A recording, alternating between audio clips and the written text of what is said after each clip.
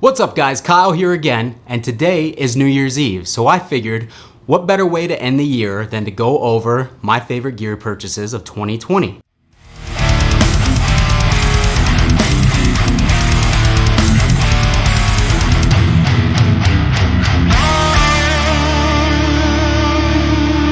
These are items that I picked up. They're not necessarily new items or items that came out this year, although a couple of them did, but they're just the pieces of gear that I found the most exciting, the most value in, the most surprising. So I'm gonna do my favorite guitar that I picked up. I'm gonna do my 3 favorite amps because I buy a lot more amps than I do guitars. And then I'm going to do my most disappointing amp. So without further ado, let's kick it off with my favorite guitar that I picked up in 2020. Now, as I've said many times, as you guys can see, I like Gibsons. A lot of metal dudes don't. They get a lot of hate, and they deserve a lot of the hate that they get because I think that their business practices overall suck, but I love their guitars. I'm a huge Les Paul guy. I love SGs. I love Explorers. I love Vs, like all their shapes. A good Gibson to me is just one of the best guitars that you can get. You can disagree with me all you want, that's fine. That's just my opinion, and that's how I felt about guitars for a long time. I've been chasing Gibsons for like the last probably 5 or 6 years. I've always liked Schechters and LTDs and Jacksons and stuff like that, but there are very few that I've played that I just felt like I connected with in the same way that I do with, one of my good Gibson guitars. So with all that being said, my favorite gear purchase, or my favorite guitar purchase of 2020 is my Schecter Reaper 6. Now, this guitar is really kind of considered like a budget guitar. I think they're $699 brand new, and they get discounted quite a bit. This guitar honestly surprised the hell out of me. I've really kind of been on like a super strat kick lately. I've really liked that newer fad within the last few years of kind of the burled top with the beveled edge where, the bodywood shows underneath the veneer. I know this is a veneer. I don't care. It looks awesome. It doesn't have to add anything to the tone. Like, humans are visual creatures and not everything has to be functional. It just has to look good sometimes. And you know what? I think this guitar looks awesome. That's a really cool finish. I know a lot of the higher end guitars kind of started doing that. And I thought it looked cool from the start, but I'm like, I don't know if I want to spend that much money on a guitar that I don't know if I'm going to like. Enter this guitar for $399 used. I bought it, took a chance on it, and I absolutely love it. The neck, Schechters, for a long time tend to have really fat necks. I know they got a lot of hate for that because they're kind of like metal. A lot of their older guitars are like bro guitars, but they're kind of aimed at the metal community, but they had super fat necks.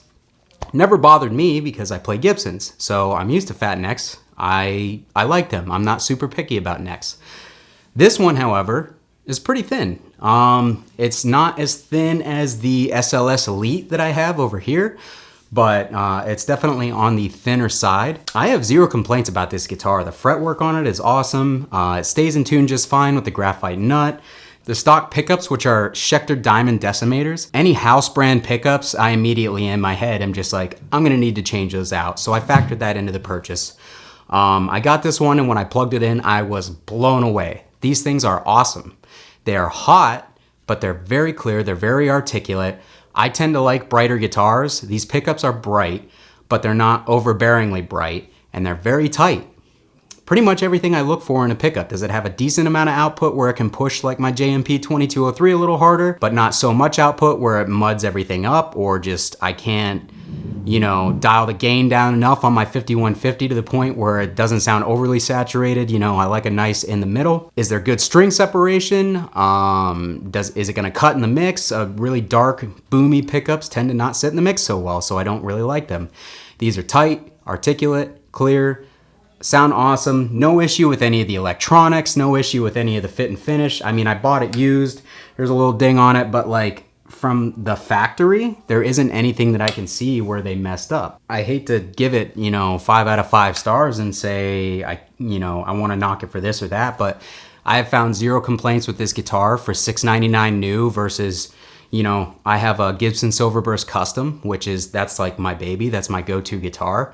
But that guitar is a 2015, and in 5 years, the finish has already started cracking, not checking, not naturally checking, just cracking.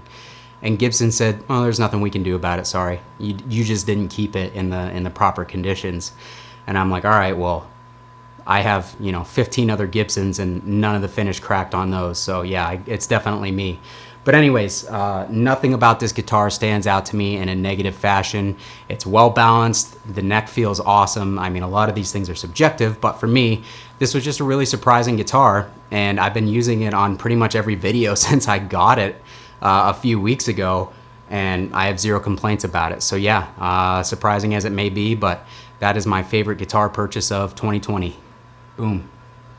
Okay, now on to the reason that most of you guys are probably here for my channel in the first place is the amps. I'm a huge amp collector. I just love trying out new amps. I love trying out amps that people say suck and getting them to sound good. My Blue Voodoo demo was one of the first YouTube videos that I made when I started this whole thing, and I got that thing to sound pretty damn good. But anyways, yeah, I just love trying out different amps. I love knowing what everything sounds like, what different tones I can get out of things. So anyways, without further ado, number 3 on my list of the 3 best amps that I purchased this year is this guy. Wah. This is a Splon Super Sport 50. It is a 2-channel circuit based off the Quick Rod, but in a lunchbox head shell.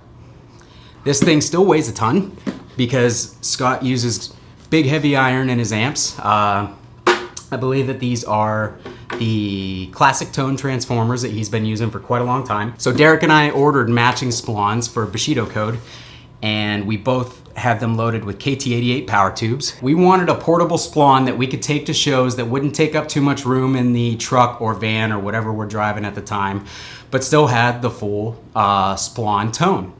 And we reached out to Scott. Scott said, yeah, I can absolutely do a 50 watt with KT88s based on the Quick Rod, which is the amp that Derek and I both use, and gave us a great price on it, gave us all the all the specs that we wanted. He loaded it up the way that we wanted, built it for us, sent it to us, and bam, yeah, that's it.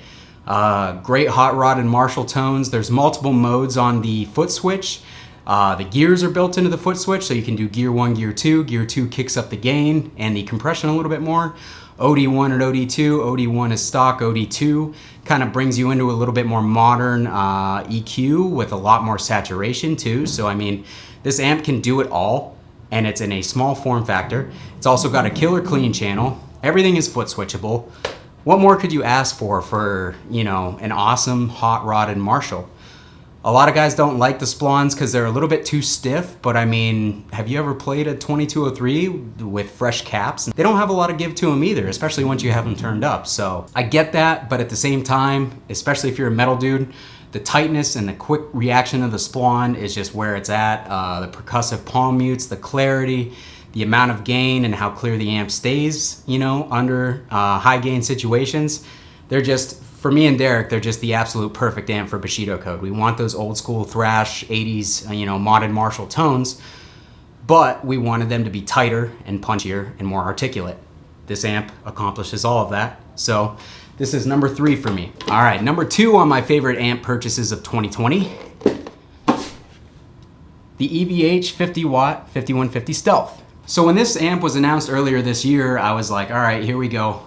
It's just a blacked out version of the 6L6 with external bias points. I wasn't really that interested, but when a lot of people said that they had tweaked the circuit, there was more clarity, it was a little bit more modern, a little bit more low mid-based, I'm like, well, maybe it's different enough to check out. I kind of got back on a 5150 kick a little earlier this year, picked up a used 5150 Signature. I got a 6505 Plus shortly before that, and both of those amps just kind of like reignited my interest in the 5150 series after a couple years of not really messing with them all that much. I got those two, and I had my 6L6 50 watt, and I have an FJA metal modded 5150 block letter, which I'll be doing a video on that thing here soon too. But I was just like in love with the 5150 tone all over again. At the time, I think it was like early October when I was like, you know what, I want to order one. People were having a hard time getting their hands on them. Distributors were having a hard time keeping them in stock. They would sell out pretty much immediately.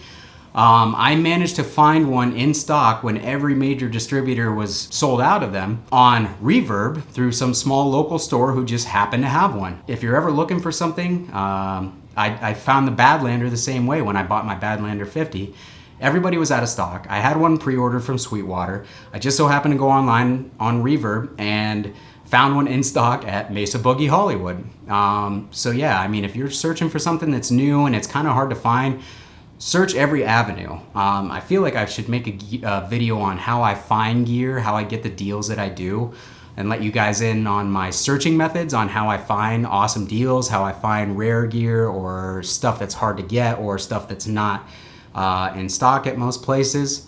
And just kind of show you guys, like, if you really want something, you can usually find it. I ordered this amp from that seller. I got it. I plugged it in, played it back to back with my 6L6, and I was like, this is cool. It's not anything crazy. It's, you know, everybody was like, oh, the Stealth smashes the 6L6, it smashes the EL34. Those amps are obsolete. Get the Stealth. No, man. It's just a different variation of the 5153 circuit, but it sounds really good.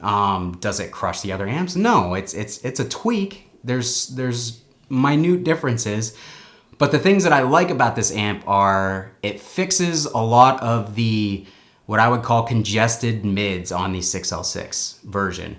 The mids tend to be a little bit honky and a little bit cloudy sounding. They're not super clear and they're kind of round. I love that amp. I used it on our album. I don't have many complaints about it, but when you listen to it, there's just a lack of clarity in the mids that this amp possesses. They cleared up the lower mids. They added an upper mid spike that makes it a little bit more aggressive and kind of just poke out of the mix just a little bit more. And I really like the way that it blends with my Splon. That's actually going to be my new stereo rig. I think I mentioned that before, but the Splon 50 watt KT88 and this, I'm going to run them together through a Mesa Cab live. The increased clarity on the blue channel, the gain doesn't ramp up quite as crazy on the red channel, so the red channel is absolutely usable, even with a boost out front. If you tune super low, you know, you may want to use a boost to kind of tighten things up and add a little bit of clarity and some harmonics and stuff like that, especially if you're playing like 8-string stuff.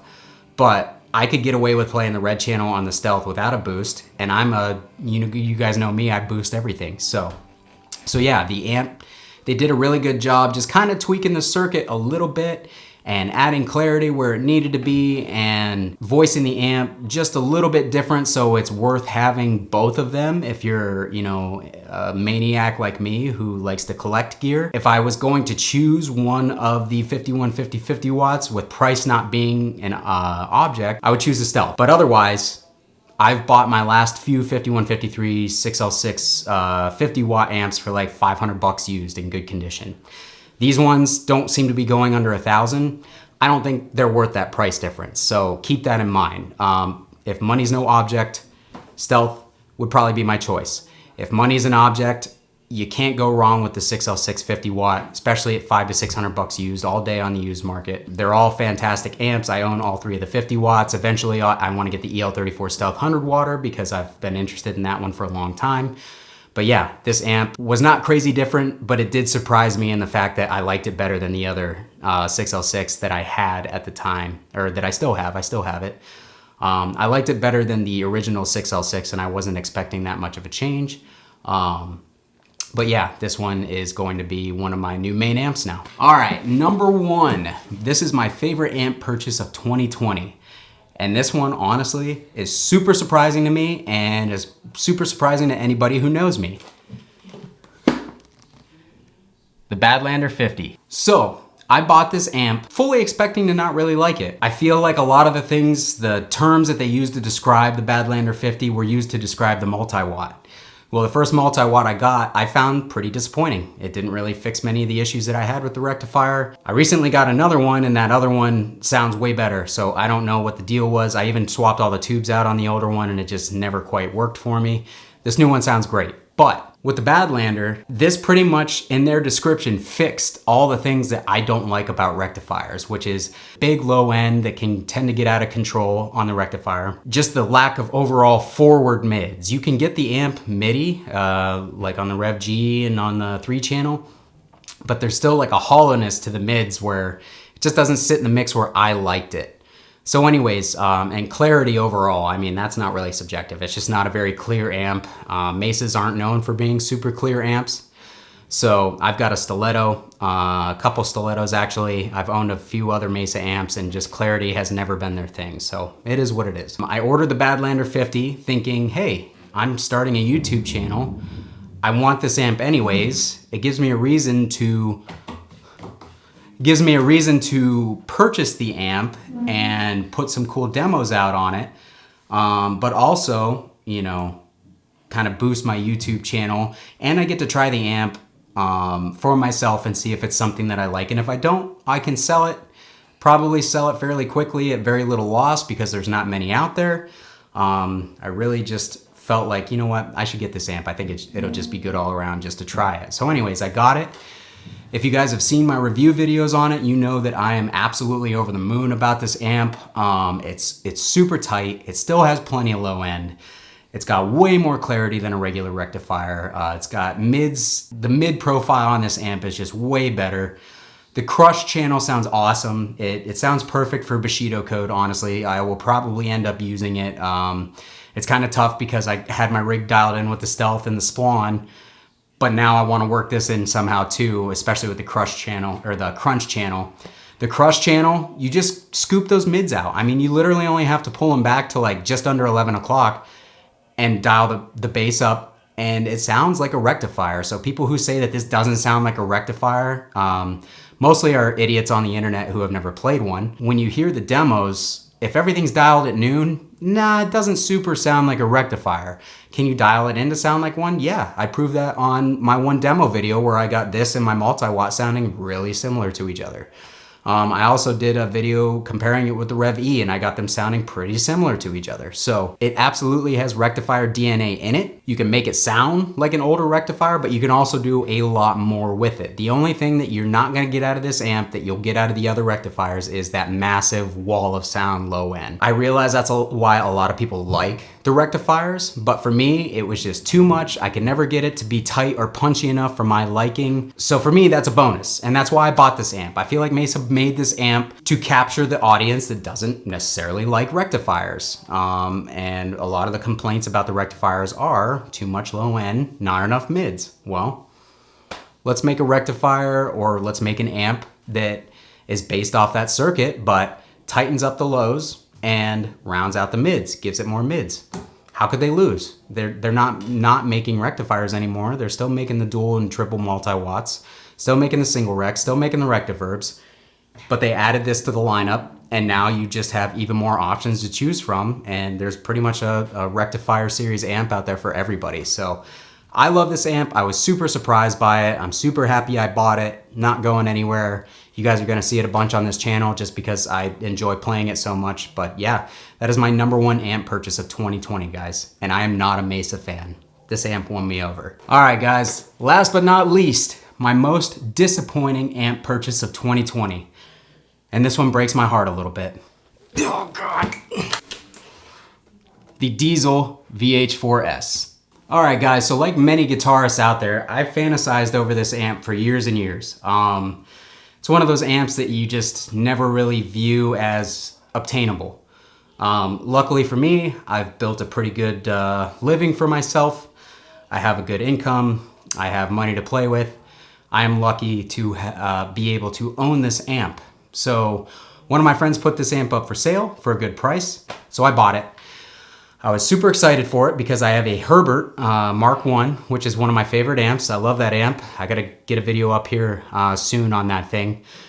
But a lot of people describe the VH4 as tighter and drier and more Marshall-y, and all of those things appeal to me because that's what I like. I like tight, high gain, modded Marshall type tones. So when you use those buzzwords, yeah, it's gonna catch my attention. So anyways, I've been looking for one for probably the past 2 years, but you know, whenever they came up, it just wasn't the right time for me to buy it. Or I just wasn't, you know, I go through my phases of where I like to buy and then I like to sell, and then I buy and then I sell. Well, at this point I was still in selling mode, but I'm like, you know what, I'm gonna grab it anyways because I've wanted to try one for years. So I got it home, hooked it up, had really high expectations and was immediately let down. I'm not saying it's a bad amp, it sounds killer. Is it the amp for me? No. The low end is much bigger and rounder than I thought it would be, and not as immediate and punchy. The Splawn amps have a huge low end, but it's super fast, it's super reactive, very punchy. Those amps are dry, but they still have a good saturation to them. This amp is dry, but to get it saturated, I feel like it almost kind of muds up a little bit when you get to push the saturation. I don't even like super saturated tones, so I'm more, in the middle of that mix. But this one, when I would push the saturation on channel 3, because everybody says channel 3 is the magic channel on these, it just, to my ears, it kind of mudded it up. It thickened the amp up too much, and I really couldn't get it tight to the point where I wanted it to be. Overall, it just didn't live up to my expectations. It's an awesome amp. I've listened back to a couple recordings where I made when I got the amp, and I'm like, man, that sounds really good. But when I play it in person, it just doesn't have that effect on me. It's not like my Splawn or my 5150s where I plug into it and you hit a chord and you're just like, yes. Like that's one of the reasons why I play guitar, is just to hit a chord and hear that tone. But with this thing, just doesn't happen. I tried to like it. I tried a whole bunch of different settings. I tried tubes. I tried different cabs, different guitars. Nothing ever worked for me. So honestly, I'm bummed about this, but you know what? I can move it on to the next person. I won't lose any money. I can say I tried it. Now I can go on to the Wizard Modern Classic 2 as my final amp on my bucket list that I need to get and try out. The VH4 was on there with the Modern Classic 2. Tried it, didn't love it. Now we're gonna move on to the Modern Classic 2. So once I sell this, I'll start looking for one of those. It's not that it's a bad amp, it just didn't live up to my expectations of what I thought it was gonna sound like in my head. And that's all, The same thing kind of happened to me years ago with the dual rectifier. I thought it was gonna be something that it wasn't. In my head, I made it something that it wasn't, and that's probably the issue with it. But anyways, yeah, I'll probably make 1 or 2 more videos with this thing before I get rid of it, just to kind of revisit it. And my first video that I posted was just one of my playthroughs where it showed the amp and nothing else. I wasn't super happy with that tone. I've gotten better recorded tones out of it, so I'm gonna stick a real mic on a cab and do one more before I get rid of it. But anyways, yeah, that covers pretty much all the major gear purchases of 2020 for me. Hoping next year has some cool stuff. I'd really like to get into the pedal game more. Really been interested in like a lot of the really cool boosts from the smaller companies that are coming out. So I'm probably gonna pick up some stuff. I've got a Highwind Direwolf that I wanna make a demo of. I just picked up a Deadwell Duality DX, I think, the one that has the 2 different circuits built into the one pedal. Super excited about that. But there's some other ones too. I wanna get some cool pedals on this channel. I'm mostly a drive pedal type guy, so I'm gonna start picking up some pedals to demo along with the amps and kind of showcase those as well. So, 2021, I'm gonna start working more pedals into the show, and I'm just gonna, do as many awesome amp demos as I can. But yeah, thanks you guys for checking out my channel and being here with me. It's growing very fast. Can't wait to see what 2021 brings. I hope you guys all have an excellent new year. Kyle here again. We'll see you next time.